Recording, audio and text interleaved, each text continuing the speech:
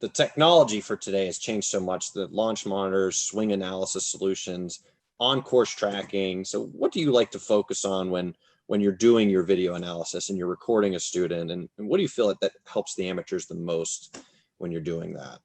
Well, if I have any model that I follow, do you have a down the line video? Yep. Let me get over here real quick here. If I have any model at all that I follow, that's good. That was in Maui, where you hit drivers out of the driving range every time you hit them. Okay. I always try to make sure that the club is on plane, because I use a hula hoop like in every one of my lessons, where there's a stick drawn through the bottom of the hula hoop. And that line right there is basically just a side view of a circle. And, if I have any model that I try to teach to a lot of people, it's that this ball is sitting at the bottom of that circle. And if you get off that circle, you can hit it, but you're going to have a harder time hitting it. You're going to need a compensation with your club face to make up for the fact that you're not on that circle. So we kind of use this line as our circle, and you can see, Justin's club goes up and down that circle real well. I mean, all the really good ball strikers, their club is on plane, and then the ball's at the bottom of that plane, so you're going to make good contact with it all the time. And you're not going to put side spin on it, because that you're not under the plane or over the plane putting either left to right or right to left spin on it. Looks like the cameraman moved there at the end of that one. That's okay. But, so we are constantly checking this with Justin. I mean, every single time that we look at a video, we look whether like if you go back to the hip high position there, we always, if you got one before that, well, in between those two, when the club is right there, that club always has to be on his hands, and it's sometimes it'll be on the outer part of his hands or the inner part of his hands, but we want it right on his hands every time, because we know it's on plane. And then when the shaft starts up, it'll travel through his right arm right there, so you can see it going through his forearm. And we just know from videos that we have of him, and this is his golf swing, it's not everybody's golf swing, but we just know in his golf swing, when that shaft is not running through his arm, he doesn't play well. And you can see right there coming down, it just gets right back on that line again. So, we're big proponents of having the club on plane, and then it's just a function of, is the club face square while it's on that plane. So when you are working with a new student, whether it's a young JT here or, someone that is 30, 40, 50, and they just want to start, what's your process? How do you plan a strategy for somebody that's, Well, I always spend about 10 or 15 minutes. They can be hitting balls, and I can be watching what they're doing unbeknownst to them. But I spend a lot of time asking questions about, any physical ailments that are going to hold them back. How often do you play? How long have you played?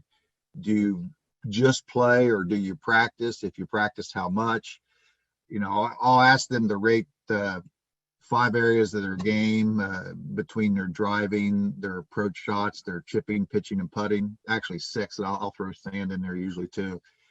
And it's always kind of interesting to me that they give me their ratings, and driving, for example, might be the second best part of their game, and putting and chipping might be the worst part of their game, which is usually the fact. Right. But yet they want to hit balls, and I'll go, well, I mean, if pitching and chipping or driving, or I'm sorry, and putting are your, 5th and 6th worst part of your game, why don't we go down there and work on that? Oh, I just really like to hit some balls. We'll do that once I get this worked out. And I was like, okay. But I teach a lot of non-members, so It's a lot easier for me with a non-member for me to dictate what they're going to do, versus them dictating it. If a member tells me they want to hit drivers, then we're going to hit drivers. But if a non-member, particularly a young person that is playing in golf tournaments, and they give me this ranking, and their full swing is ranked a lot higher than their short game, and they want to hit balls, I was like, well, if you want to get better, you either did not give me an accurate ranking, or you don't want to go work on the weaknesses in your game. You want to go work on the strengths, which is not going to make you any better. So you mentioned tournaments, and I know that planning for tournaments is so important with Justin and everyone on the PGA Tour. Tell us a little about your strategy with him and helping someone prepare for their club championship or a member guest, and like just what ways that they can kind of get a little bit more prepared beyond the lesson tee and the short game area. Well, there's a couple of things I do. I mean, I do try to take a lot of my lessons out on the golf course, because you can see a lot of habits there that you're not going to see on the driving range or on the chipping green or a putting green. You might not see their putting routine when we're doing a lesson versus on the golf course. I get to see their putting routine. Right. I get to see poor club selection. I get to see poor decision making. So I do try to get them out in the golf course. I'd encourage any teacher, or if there's any students here that are doing a lot of the work on their range, you need to get out on the golf course with your instructor, because there's one of the things that I always try to teach all my kids is, look, you don't have to play well to score well. You have to chip and putt well to score well, and you have to manage your game well. So, if you're not hitting it particularly well, why are you still hitting it at this flag, or why are you still hitting driver on this hole that you always hit driver on if you're not hitting it that well? You just have to plan your strategy and plan your game. And this is what Justin and I do on a weekly basis on practice rounds.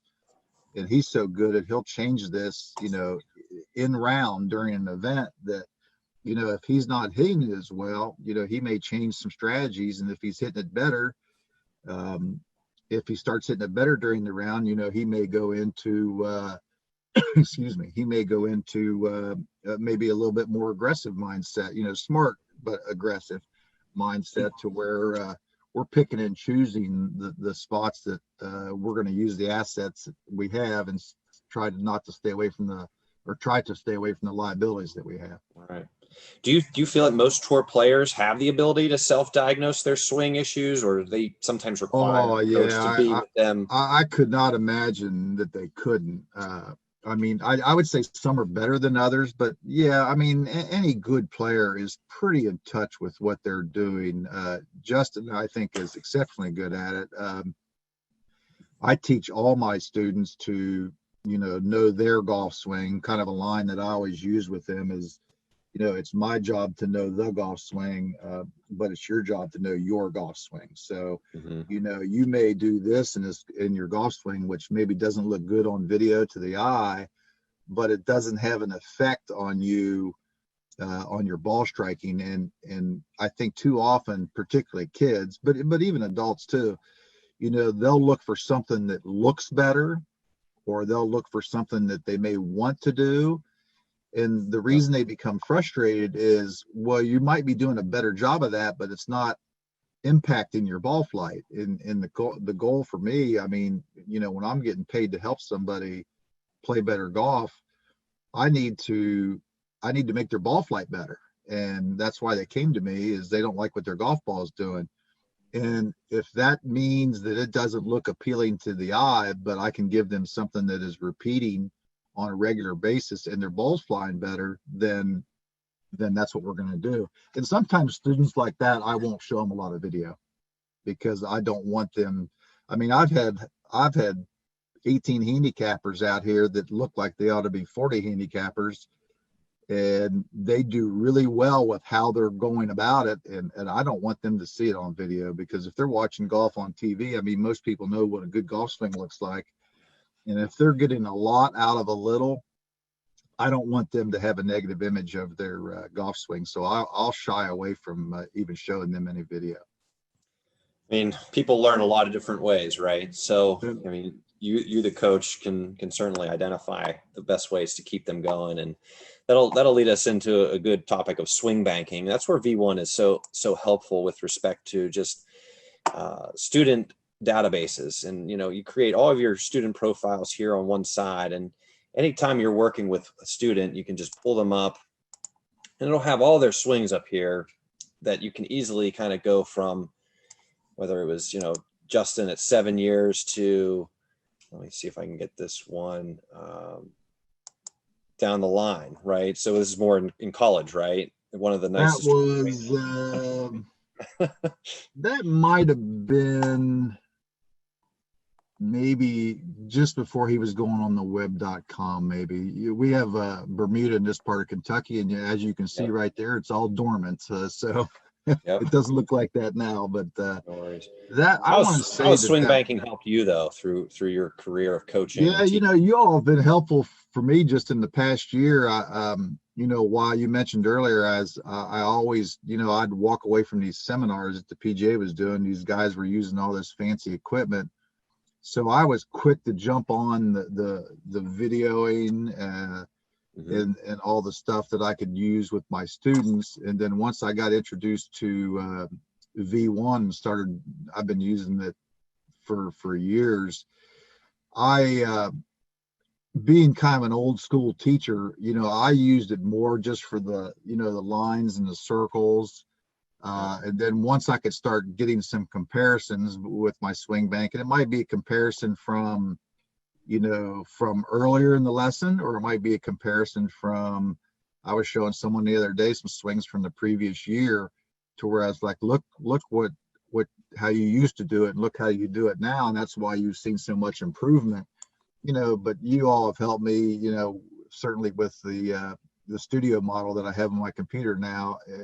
There's a lot more tools available to me there, and it's a lot easier to find swings instead of searching through them on my iPad like what I typically had done in the past. But to be able to use the comparisons like side by side here, or be able to use an overlay where you can actually see the positions on top of each other. A lot of really great tools that are very useful.